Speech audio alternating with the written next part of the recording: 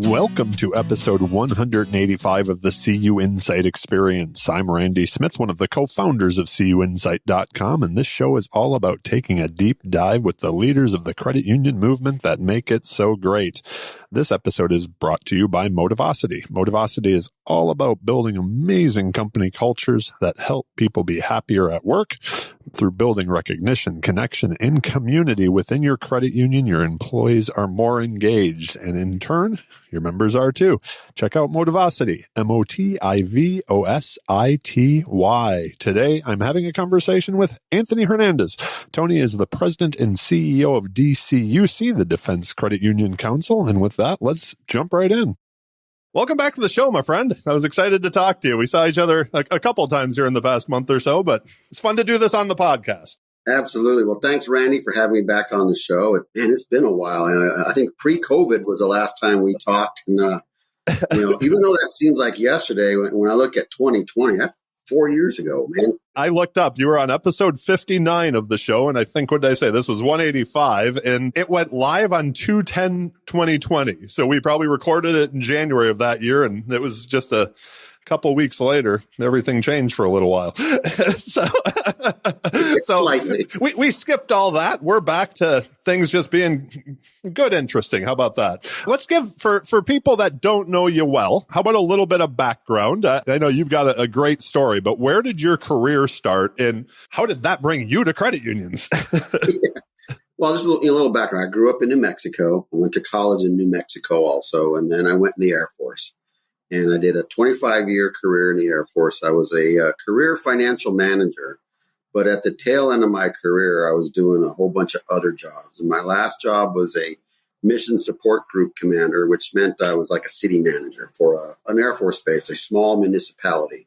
Right? I was even the local magistrate. Oh, wow. You were everything. It was a great career, and I loved it. But as far as DCUC, I got to go back to when I was a captain in the Air Force and stationed at the Pentagon.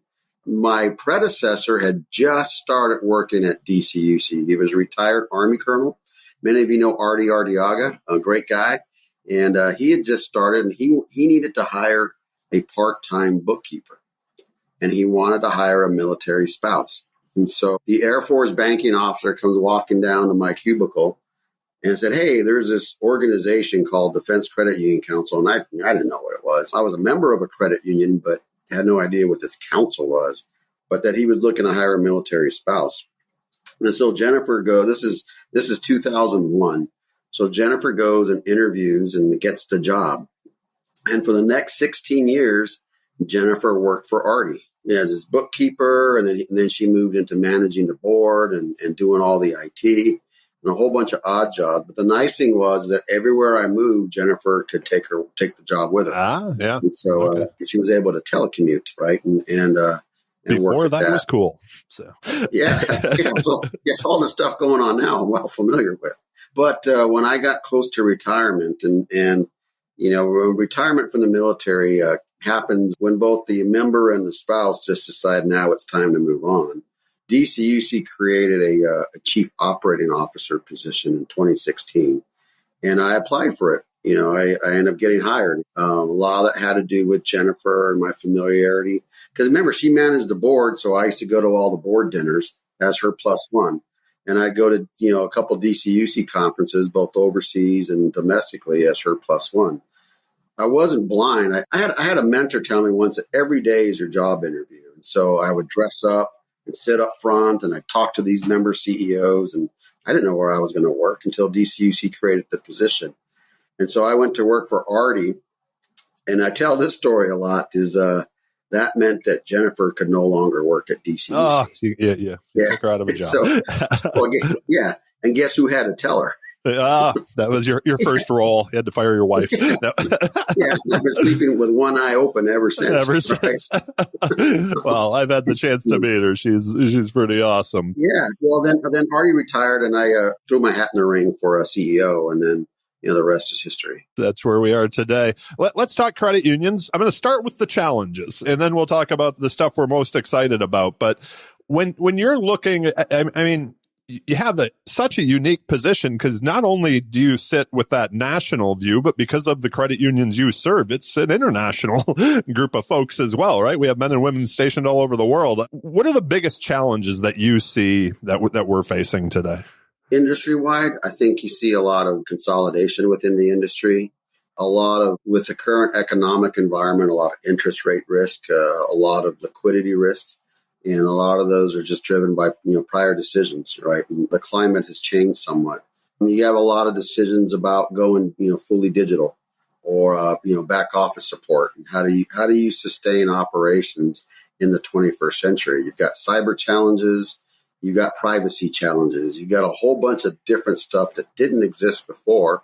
And I think the biggest challenge that we're going to see, it's already ongoing, is the leadership transitions in our credit unions. You got aging board members who have been volunteers for decades that are retiring. And you've got CEOs that are new to the movement that, especially with defense credit unions, that may not understand what a defense credit union does. So from our corner of the industry, we're about a quarter of the industry. A lot of people don't realize how big DCUC is. It's pretty big.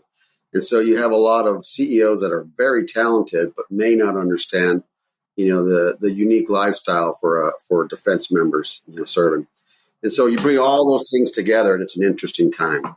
That's something interesting that I hadn't thought about. I mean, if somebody either didn't come up in a defense credit union or didn't necessarily serve in the military, somebody like myself may not fully understand, right? Like what it is. But I would think that goes beyond defense credit unions even, right? Like there's probably not a credit union out there that doesn't have a military members in their midst, right? True. So, and making sure that we can serve them. Well, that's kind of where we're pivoting because, we've also learned that every zip code has a veteran. Absolutely. and it stands to reason that virtually every credit union in the United States has a veteran member. And so that creates opportunities for DCUC because we already speak military. And I've told this many times, it almost sounds like a dad joke, right? When you go to Australia, you don't have to learn Australian, right? Right. It's the same language. It's the same thing with speaking military. We already speak veteran. And so where we see ourselves going is explaining the veteran lifestyle because it came out of the military. And we come out with a couple guides. We came out with a veteran's guide to understanding your benefits. Look, I'm a 25-year veteran, and I don't know all the benefits that I'm eligible for. So we came up with a guide last summer. And then we came out with a veterans home buying guide because there's a lot of changes in the real estate industry that affect, veterans, especially the new, you've been reading the news with what's going on in the real estate market. That affects VA loans. Absolutely. Because by law, you can't use a VA loan to pay a commission. Right. So if you're an unrepresented buyer, you're counting on that listing agent to not take you to the cleaners. Right. Yeah. We'll have to link to both of those in the show notes so people can get their hands on those. Let's flip this around. What has you most excited? And we could start with first you just said a lot of opportunity for DCUC that you and your team are working on. And what has you, as you look nationally, what has you excited for our industry as we move forward here? I think there's a big strategic opportunity for DCUC going forward. We just hired a brand new chief advocacy officer. And a lot of you know Jason Starak, who came to us, from CUNA and now America's Credit Unions. And, we just see DCUC getting more involved in a lot of advocacy. We've always felt strongly that there's always a military or a veteran component to any legislation. And there's a lot of uniques that only defense credit unions would understand. And so we see a need for that. But we also see some gaps within the industry. And, when you talk about having one voice, well, there's tons of voices in the industry. I mean, if you want diversity, the credit union industry has diversity, and we don't always agree on anything. Yeah. And so I think part of our strength comes from having multiple voices. And we may disagree on stuff, but it's finding ways where we can come together. And so we see an opportunity for DCUC to grow, one, in getting to the veteran market, right? There's only 1 million active duty members at a time, and that's by law, that serve on active duty. But there's 18 million out there. And so there's a much wider market. And like I said, virtually every credit union has a veteran member. So we're already pivoting to offer that voice. And then we talk about, I mentioned the real estate art, we could write a letter to Congress on maybe changing the law to allow for VA loans to seek representation or pay a commission to a licensed realtor to protect the first-time military home buyer. And so we just see a lot of opportunity. And so how do we step into that space and become an alternate voice or another voice, within the industry? You can't have a rich tapestry if you only use one color. Right. I like that. I'd like to pivot a little bit here and, kind of talk a little bit about your leadership journey. And we spoke about this, on the previous episode some, but I had some, new questions because I think yours is in our space. It's rather unique, right? Like, you just mentioned, you ran an entire city while you were in the military. So to step back, let's talk a little bit about mentors. The people along the way that helped you, I guess, whether it was in your military career, but where you are today to that CEO chair where you're leading the organization. Many of us who get to that spot talk about the interesting position it puts you in. You suddenly have more bosses above you. And then you have direct reports also there with you on your team. And you're just right there in the middle of it all. So were there people that you leaned on that you would consider mentors? And, as an add-on, now that you've been in that position for a while, how are you giving back now that you're more of a senior statesman here? Well, I always have mentors. Even now, I still have mentors that I go to or a board of advisors, right? People I go to and bounce ideas off of. Sometimes I just vent. Everybody needs to have that. We need that too, right? I think that's healthy because you need to get it out loud. And sometimes when you say things out loud, you're like, it doesn't sound exactly how I intended. So then you modify, and that's worth the price alone, right? Is just being able to say something out loud and then modifying. But I've had lots of mentors throughout the years. Some I remember, some I can't remember where I got the bit of advice. But what I try to do as a CEO now is pay it back. We're strong believers in the CRASH program. I reposted a recent Filene article on the CRASH program. And I love doing this when I was in the Air Force. It's those young lieutenants that you bring underneath your wing, and even the young airmen, the enlisted, because leadership can happen at any level, especially your frontline managers. Who does the member see when they come into the branch office? If those people aren't leaders, then you're doing something wrong. I want to jump ahead here for a second just because of where you are. But like, what today, 2024, what does a good leader look like to Tony? What are you looking for when you're looking for a leader? I think someone that's patient, accepting, has empathy. But for a military man, it's someone who's decisive, right? And at the end of the day, can you make a decision and live with it? Knowing that you may be alone when you make that decision. And leadership does involve a lot of loneliness a lot of times. You may be eating lunch all by yourself and just being comfortable with the decision. But I think having a good set of values and that you incorporate into your daily leadership and having a strong core makes being decisive really easy. And as long as you can explain your intent to your direct reports and to my board of directors, what you're trying to do, explain intent kind of removes a lot of those barriers. And then you move out. What wrecks leadership sometimes is, lots of things, but from a decision standpoint is if you ask someone, do you have problems making a decision? Well, yes and no. Well, that tells me exactly if you're going to answer that way. The answer is no, I don't have any problems making a decision. And being able to move out when you only have 40% of the information and you start moving, out on your objectives, because if your values are guiding your decision, you're already on the right path. Let me ask you this, because I will tell you, this is like what you just said, I find really interesting. Like maybe you only have 40%. Maybe we have less than that sometimes, right? When we have to make a decision or we're giving it a shot. In my past, I have struggled with then when I realized that it wasn't the best decision to then turn it around. I keep thinking, if I just put more into it, it will work. Any tips for a guy like me who's like, okay, how do you know when to cut bait? All of us have limited resources, whether it's time, money, people. When do you stop throwing the good after the bad? I think a good leader always has, always have branches and sequels, right? Always have, if this happens and I go off of this branch or another branch or a sequel, what's going to happen after I make this decision? But a really good leader always has off ramps. Has the chainsaw to cut the branch right off and just Yeah, start over. or prune it back. But Right. I don't see it as closing off opportunities. Just some ideas are more mature than others.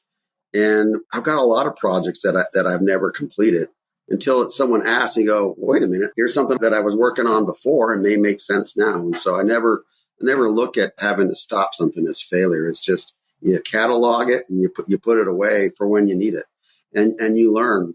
Another question, kind of still going down that same line, but earlier when I asked you about like the opportunities you're excited about for DCUC, right? Like you could tell you're excited. There's a lot of them. Is, from where you're sitting, what your board sees. All of us, whether we're the CEO of a credit union, leader of CUInsight, or a trade association, again, limited resources. None of us have Meta money or Google money, right? Like so. How do you decide or prioritize which ones you're doing first? Like, do you have a process that you go through and say, okay, here's what we're going to do. Here's 1, 2, and 3, 4, 5, 6 through 20 might have to wait till next year or whatever it happens to be. Well, yeah, that's in our strategic plan. Our strategic plan, I use the military model. There's a publication. It's called Joint Pub 5-0. It's called Operational Planning. And it talks about having clear lines of effort, and you shouldn't have more than 8, in my opinion. I think that's what the regulation says. And then you have strategic objectives, and you shouldn't have more than 8. If you have more than 8, you're not doing it. And then each line of effort needs to support at least 2 of those objectives, or you have the wrong line of effort. And so when we look at our strategic design and our strategic plan, that's what bounds what we do. And then everything we do is in support of that line of effort. And so each line of effort has a beginning state and an end state. And that end state is a desired condition that we want to work towards for each of those lines of effort. So advocacy is one of our lines of effort, right? And so what do I want to look like at the end of this 3 years? What's my desired condition? And then the overall end state, when you add it all the 8 lines of effort together, is where you want your entire organization to be. That formula has worked not only in military campaigns. Our last strategic plan, it was a 5-year plan. We were able to close it in 4. We were in our second year of our strategic plan when we saw that there are some things happening in the industry. We see an opportunity. And so last January, we reformulated our plan into a 3-year plan, and we just got that approved just this last March. And so first step was hiring a chief advocacy officer, which complete, right? Check. So, and now we start going down the other objectives that we laid out. So I think by bounding it, you don't have too much on your plate. It allows you to make resourcing decisions on what you can and can't do. And it also helps you recognize opportunities. But also, if things aren't working out, then you recalibrate your plan. You've mentioned a couple of times adding a new advocacy person to the squad there. So this probably is top of mind for you. When you're hiring, I think this is a question that a lot of the new CEOs that listen to the podcast, like me to get out there. But when you're looking to add to that senior leadership team of yours, I mean, we all talk about culture. We talk about it a lot more in my house since Jill's in the people business. But if you're taking that more back to the beginning, what are you looking for when you're looking to add to like a direct report, somebody on your team? And on the flip side of that, is there something somebody says in an interview that you're like, nope, you're done? Yeah. Not going to fit. What I look for is attitude. First thing, does this person have the same passion or desire? Or could they have the same passion and desire?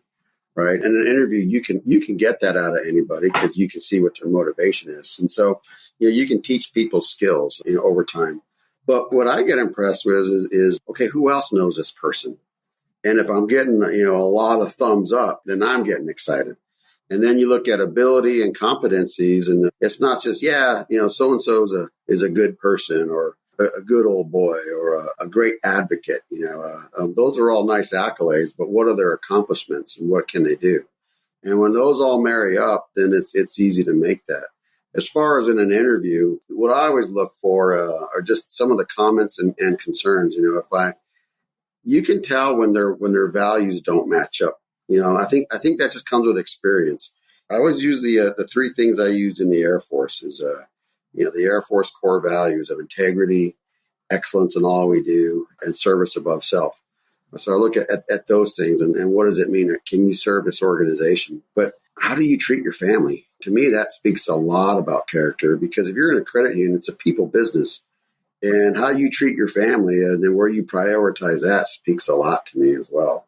Sure, we all work hard, but when are you taking time to get that balance? And then I always make sure people aren't going to take things that don't belong to them or hurt people, as part of the organization. And that gets into a whole bunch of, harassment issues or, all those things. So I'm clear about what my expectations are, and I just gauge reactions, and you can tell. And so, those are just some of the things I look for. But attitude, competence, who else knows them, and then are their values aligned with mine? And I look to see what's their family life, what's their work-life balance as well, because a good person will have it mostly in balance. Or we try our best, right? So that's why I said mostly. Mostly. This question has popped into my head while we were talking, but 25 years as a leader in the Air Force. Now we still work with, military credit unions and defense credit unions, but still, you're in the private sector now. Did you have to change anything about your leadership style from, being in the service to not over the last few years? Not really. First thing you got to get over is a rank structure, because that doesn't exist in the civilian world. And that was fairly easy for me to do. I'm a retired colonel, which is, considered senior officer.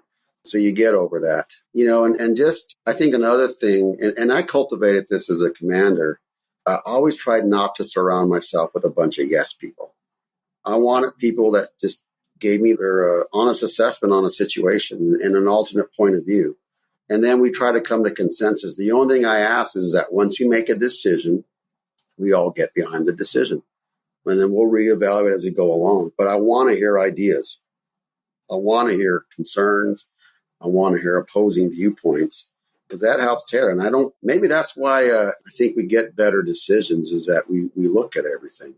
And I encourage the DCUC staff, same thing with our board. And it's pretty easy. But again, if we have our values right and our intentions right, then everyone's already on a straight path. And so, you hear more concerns about how and not why. And that's what I think makes it successful. I am in a couple weeks heading to Africa again, but I've gotten to know the Kenya Police SACO quite well, and David, their chairman there. And it's an interesting thing when you said about rank, because they're all cops on the board and in the SACO, and they are very much about rank, because it's like the military, and they're trying to change that to be like, okay, but this is outside of actually we're a SACO. We're not police officers, even though we're running the money, right? But it's an interesting thing to watch as they're trying to grow and go through things like that. But I don't know, it made me think about that, maybe because I'm on my way back there. But one question I skipped over, and I know I didn't ask you the first time, but I wanted to make sure to ask you was, and this is, I call it my Warren Buffett question, because I heard somebody ask him it, but it was what's the greatest investment that you made that like you look back on in your career? And why I say the Warren Buffett, he said it was Dale Carnegie speaking courses for him. Is there something that you did or an investment that you made that you're like, I wouldn't be where I was today if it wasn't for that? Well, certainly in books, a couple great courses online. And that's the name of it, is, the great courses, on leadership and creativity. That was always good. And then going to leadership seminars or when I could afford it, both time wise and money wise, and just listening. Sometimes it was getting a subscription to Harvard Business Review or TED Talks. And you got to pay for that. And so you do glean a lot of information.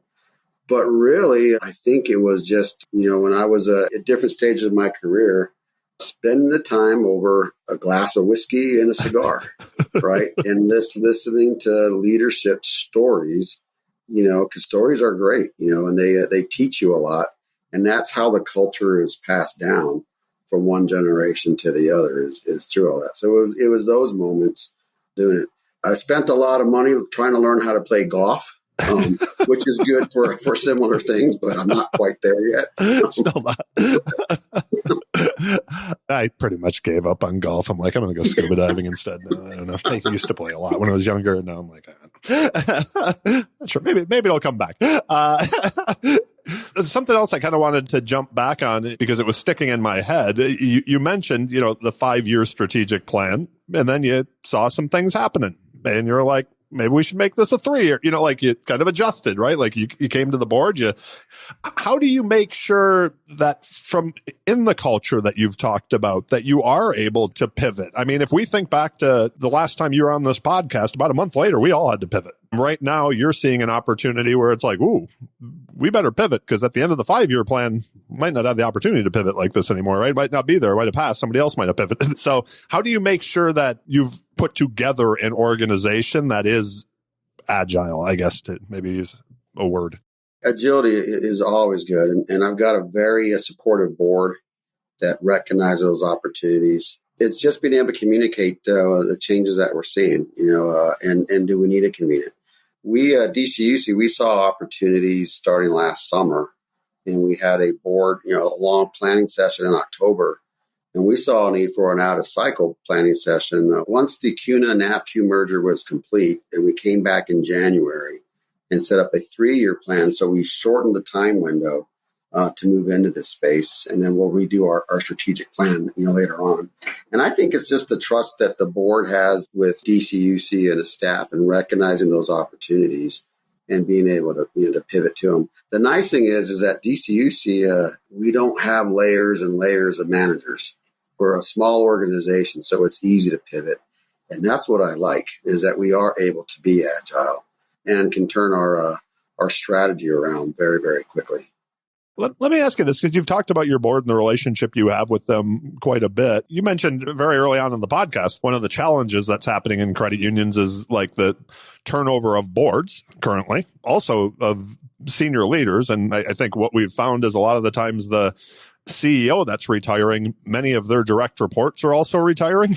Right. So it's like, so there are, you and I have both seen it. There are a lot of new CEOs that are coming in that maybe are a little bit younger, and we know there will be quite a few more. It's just demographics, quite honestly, at this point. But do you have any advice that you could share with them if they're listening today, or maybe that person who's out there interviewing for a CEO role, on that relationship with the board? I've talked to many friends who that became CEOs, and they were I don't know if surprised is the right word, but even though they had been to board meetings and, their CEO before them had let them present to the board, they didn't really fully grasp what the board relationship was like until you're in the CEO chair. Any tips, hacks, however we want to put it, that you would have for that first time CEO or that new CEO on how to develop good board relations? Yeah, I think it's just building that relationship and realizing that there's a difference of opinion. I'm in a little bit different situation because all of my board members are CEOs themselves, right? So they're not. Seems like that could be good and bad at times, right? Yeah. I'm very fortunate because they are CEOs and they understand the industry, so that I don't have to explain, any of those things to them. So that's worked out in DCUC's favor. But with any board, it's just understanding the power dynamics, and that's where maybe initially is just getting to know your chairman very well. That's the person that drives the agenda and can explain some of the board dynamics as well. And then over time, spend some time with each board member and understand what their intentions are and what their concerns are, and how do you cultivate those relationships. It was that way when I every time I changed jobs or accepted a new command. I still had bosses and they had bosses. And so how do you fit into that organization? And so just finding opportunities to meet with the new boss, my new wing commander or numbered Air Force commander or major command, 4-star, and just understanding what their priorities were doing. We always had work your boss's agenda and you'll be okay. Right. Same thing with the chairman. What's their agenda? And then the chair's agenda. Let me ask you this. You mentioned, your wife working for the organization and her being remote, telecommuting at the time. That's obviously changed a lot. To you, what does a career in credit unions look like down the road as we're all competing for I shouldn't say kids because they're graduating from college or whatever, but that next generation of credit union leaders as we all get older and somebody has to replace us all, right? When you look blimp level, you know what I mean? Like, what does a career in credit unions look like to you? I'll give you the Air War College answer, right? It depends, right? It depends. But no, what I mean by that is I do think a lot of the jobs can be remote. If you have secure sign-in and stuff, you could do a lot of the back office. But a lot of what credit unions do is retail. And if you're going to have a branch office, there is nothing that beats human to human interaction. I mean, we got millions of years of human to human interactions. You're not going to replace that with a 2-dimensional screen AI is kind of interesting, but I still think I want to talk to the flesh and blood. I want to be able to shake someone's hand or look them in the eye. And so you can't do that remote. It's a retail business where you're just going to have that face-to-face connection. I was listening to an audiobook on the plane this morning. I had an early flight, and they were talking about this idea of digital loneliness, because like you can do everything without leaving your house at this point. If you don't want to cook, you don't just go to the restaurant anymore, right? Or go sit at the bar and have the whiskey and the cigar. You're like, I can Uber Eats or whatever happens to be, right? And I was just like, that is such an interesting thing. And people think that they're connected because of social media. Again, not the face-to-face, right? Like, so it was a fascinating thing. But anyways, I just went down a rabbit hole. No, but I think digital loneliness is a societal problem that we haven't seen all the effects. I mean, there's a lot more depression out there. And I think, my opinion, it's because we don't force those face-to-face interactions. And so I love it when kids have play dates, right? And they go outside and play, and they make messes and, get into arguments or go compete, whatever. I think those are all good. Same thing with young professionals, which is why I like the Crasher program, because it's not digital, and they get in there. And then even at the senior level, I do think, CEOs need to have that network where they can go and do something like the DCUC conference, and talk to people, right? And that's why we have those industry events, is to get out from behind your desk, go talk to people. And we mentioned earlier, sometimes it's just good to vent with a trusted colleague. I think so often at a conference, you have that, that conversation with somebody who maybe isn't in your market, isn't wherever, but you're able to just go, you need to vent. You need to. Did you hear what Randy said? Right. Yeah. Just a little bit of that, right? Like, geez, can you believe that? But I absolutely loved what you said earlier about sometimes we just have to say it out loud. And we're like, nope, that's not it. That's not what I'm trying to, that didn't sound right. So I need to be respectful of the time here. As much as I could talk to you for days, I'm not sure everybody wants to listen to the two of us for that long. So, and I want to respect your time. But before I get to the rapid fire questions, was there anything that you were hoping I was going to ask you or we were going to touch on the show that I didn't bring up? No, we talked about where DCUC's headed, and I didn't give away all the secrets. But stay tuned. But the general direction, right? And I think that was a good opportunity. The pivot towards the veteran market was important. We covered that.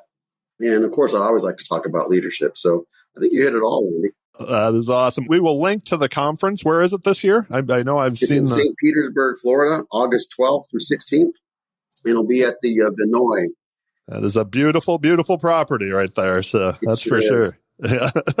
Everybody should go. We will link to that also in the show notes and hopefully see a bunch of folks down there. So just like the last time you were on the show, it wouldn't be the CUInsight Experience without a few rapid fire questions. First question, what was the first job you ever had? First place you made a buck? Well, first place I made a buck was doing lawn service, or as a young kid. I've been talking 8 or 9. Showing up and watering someone's garden or whatever. But my first real job, where my wages got taxed and stuff, was I was washing potatoes at an Arby's. At Arby's. I didn't know you had to wash potatoes, but you got to get that dirt off so that when they bake them, you didn't even know Arby's washed them. Awesome. Yeah. And then I moved up in that, and then the rest is history. There you go. When was the last time, either personally or professionally, you were just like amazed? And you're like, that's awesome. Personally, watching my girls blossom. My oldest daughter is about to graduate from the training academy for Secret Service as a protective detail. She was already in the Secret Service. Yeah, that's just amazing what she can do right now. Physically. That's pretty amazing. She can hurt me, and that's not too good, but that's what you want. And then my youngest daughter just took her MCATs. I'm very proud of what she's doing. And then, of course, my wife, with her real estate career and the way she's building it here. Professionally, I'm just amazed at a lot of leadership that I see coming up. It's fun when you see a young professional blossoming or starting to ask those questions along their journey. And never ceases to energize me is when I see it, which is why we're big supporters of the crash program. Watching all that start, and then, the crashers stay in contact with each other. And so you see them coming back in bigger roles, and you can just see the development in our industry. And that amazes me and refreshes me. Absolutely. I know you are a big reader, and you mentioned, leadership courses, TED Talks. What are you working on yourself? What's taking up that personal growth space for you currently? Well, right now I'm reading a book called The Accidental Superpower, right? Because we're going to Poland in 2 weeks for our overseas conference. We're going to Warsaw. The Polish ambassador will be opening up our conference, and I'm going to have a fireside chat with him. So I'm brushing up on my diplomatic and, realpolitik. I got a master's in that at the Air War College, Master of Strategic Studies. And that's what he and I had talked about. So I'm just brushing up on the latest. And then I went back and dug out this older book. It's 2005 called Resonant Leadership. Okay. I don't know that one. It's got a lot of good nuggets on it. Richard Boyatzis and Annie McKee, who wrote the book in 2005. And it's just about how do you be mindful and how do you have hope and compassion so that you can renew yourself so that your leadership resonates. And I read this book. I think I told you this last time. When you reread a book, it's not the same book that you read before because you've had experiences that you can relate to. I've even found going back to books that I read a few years ago, I will get the Audible and listen to it on planes and stuff, even though and pick up completely different things from it, right? Yeah. How did I miss that? I'll write in the margins a lot. And it's funny what I wrote in the margins. You're like, what a novice, right? What a novice. That's amazing. Maybe I should ask your wife this, but is there something that you own that you should really throw out? I got some old T-shirts and some older golf shirts that, I just need to make room, right? They trip to the Goodwill. It's funny. I was going through some pants. I found pants that still had the labels on it because they're just sitting there. And so, I know in the garage, there's a lot of stuff that Jennifer and I have been hauling around, we boxed up like 5 military moves ago. And we've been here in Northern Virginia now, 8 years. I was just going to say, y'all had to move around quite a bit during your career. Now you've probably been in the same place longer, so you're probably filling the basements and the garages and stuff, right? Well, when I go back and I see a box that was packed in 2005 and I haven't opened it since then, I probably don't need whatever's in that box. And so there's a lot of Air Force stuff I have to get rid of still. I know I asked you the last time, but let's see if it changed. What's the greatest album of all time? That one you can listen to from front to back. Album. Depends on the style of music, right? Lately, when I'm on the treadmill and stuff, I like listening to some 80s, rock, Motley Crue and Guns N' Roses. For some reason, it's what I want to hear when I'm putting in the miles. Now they play it on the classic rock stations. It shows our age, I guess, right? I'm like, this is no longer Zeppelin and Hendrix. This is now everything I grew up listening to. Interesting. No. So this question wasn't here the last time you were on because he was on right after, but this comes from Chairman Harper from the NCUA. Who plays you in the biopic movie of your life? Well, it'd have to be someone Hispanic, right? I don't know. Maybe Oscar Isaac or something. Bad one there. I don't know. I mean, that's an interesting because I never really thought about that. Nice one, Randy. I like that one. But, I can't take credit for that. That's Chairman Harper's a listener of the show, and he's like, you should ask people this. I'm like, that's actually pretty good. I will. That is a great question. Been asking it for about a year now. I asked you this before, but so I'm trying to switch this up a little bit, but I'm going to switch this up completely, actually, but it's still going to go in the same direction. If we were to have this conversation a year or 2 years from now, and you heard the word success, what does that look like for DCUC over the next 12 to 24 months? I think we have a more robust advocacy arm, more robust communications. I think we already have a strong association amongst our members, but an even wider. And so how do we go from 25% of the industry to 40% and to 50%? And I said this also, I don't want to compete with anybody else. I just want to offer a second voice, another option. I think we can cooperate with other trade associations and leagues But how do we take care of that veteran market and offer that? And so how do we represent, go from 25 to say the next 3 years, 40%, and then, 50% or beyond, and I think how do we make sure that those values align with everybody? Plus making sure that we remain apolitical. This isn't about politics. This is about taking care of service members and veterans. And that's not a Republican. It's not a Democrat issue. That's an American issue. And then all the other stuff going on. How do we respect other people? How do we champion lots of social initiatives, but also maintain our sense of purpose in serving our country? And so I'm pretty excited. I think we'll be able to do that. I always say, let's get started, and here we go. Last question for you. Any asks of our listeners? Check out DCUC, DCUC.org. We've got a lot of things on it, and then contact us. I will say this, the Veteran Benefit Banking Program is something every credit union should do. You don't have to be a DCUC member, but I'm sure you've got veteran members, and there's probably some unbanked veterans in your community. And what this program does is it allows them to have their monthly veteran benefits directly deposited into a checking account. The only requirements that the VA puts on it, and it's not contractual or anything, but the only requirements they have is that you offer a free checking account, and that if a veteran asks for help or financial wellness training, that you offer that. And to me, that's what we all do. And so this is an easy layup. There's nobody in front of you. If you're tall enough, you could slam dunk the ball, but there's nobody in there. But I'd encourage you to contact DCUC about the Veterans Benefits Banking Program. And, Randy, I can send you the link on that later, but that is such an easy one. It's a great marketing campaign, especially before Veterans Day and before Memorial Day, for our nation's credit unions just to do something. And what we found is that the existing veterans in your field of membership still get paper checks from the VA. And so why not get them on it so that they can get it, deposited, automatically. And now you're serving your members, and that's people helping people. We will link to that for sure in the show notes, and everybody should check that out. It is a perfect way to wrap this up. Thanks again so much for being here, Tony. I can't wait to see you again. I always enjoy when our paths cross. If people have additional questions of you, obviously the website, but if they want to get a hold of you, LinkedIn, email, what's your poison? Yep, I'm on LinkedIn. Feel free to connect with me. If you're a credit union person, I already connect with you. That's easy. But no, there's two. You can either email me directly at ahernandez@dcuc.org or contact the staff through our online. We have connection links also. It goes to a separate email. I think it's ceo@dcuc.org. But I see both of those. And so contact me anytime.